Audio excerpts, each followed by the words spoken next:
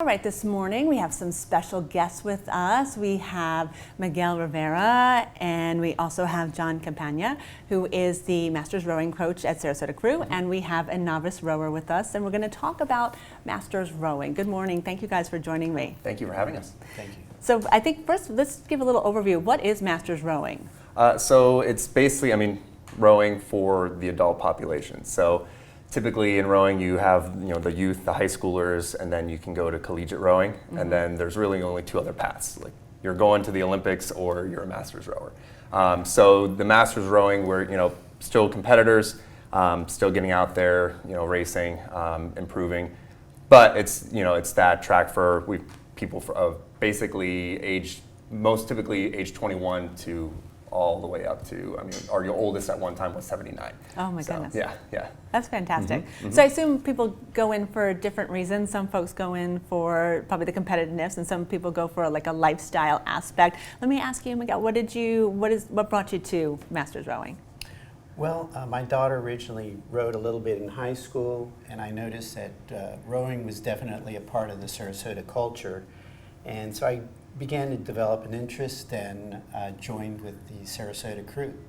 Fantastic. Now, did you have like a sports background? I'm sure some folks come in with a sports background, some probably don't, but did you have a sports background yourself personally? I did. I was very active. I've been active all of my life, pretty much. Started in high school and enjoyed several sports in high school, and after high school, some collegiate, and as well as just lifestyle sporting, and very much outdoors.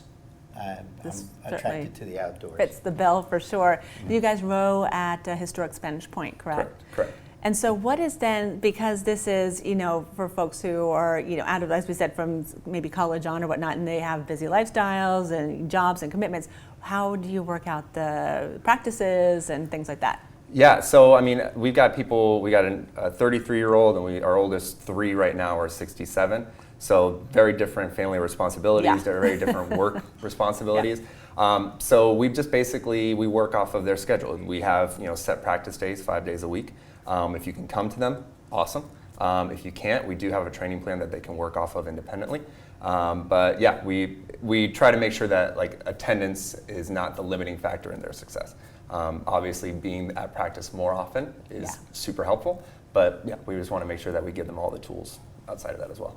So now, what have you been? I know we talked about the Halifax. I just did the results of that. In fact, is that from there right now? Were you part of that as well? I was very fortunate to be part of that. We had a very successful regatta, and at the end of it, we won the Florida Masters trophy. That's fantastic. Overall. Yeah, I love that. Is congratulations. Of course, we follow Crew closely here at the Morning Edition, but and love to hear that as well. So now, for folks who are interested in getting involved, where should they go? What should they do? Website sarasotacrew.org. Is that it? Yeah, sarasotacrew.com. Oh, .coms. Yes. Okay, yes. we'll double check that. Yeah, we'll double check that. We'll get that but truly on the website, under our Masters tab, we have all the programming. So we have our schedule. We have open rows where people can just come out and try it. And then we have actual learn to row classes. So fantastic. Yeah. All right, well, thank you guys so much for joining us this morning. Continued success, and I know we'll be seeing you again in the week to come to talk a little bit more about Masters Rowing.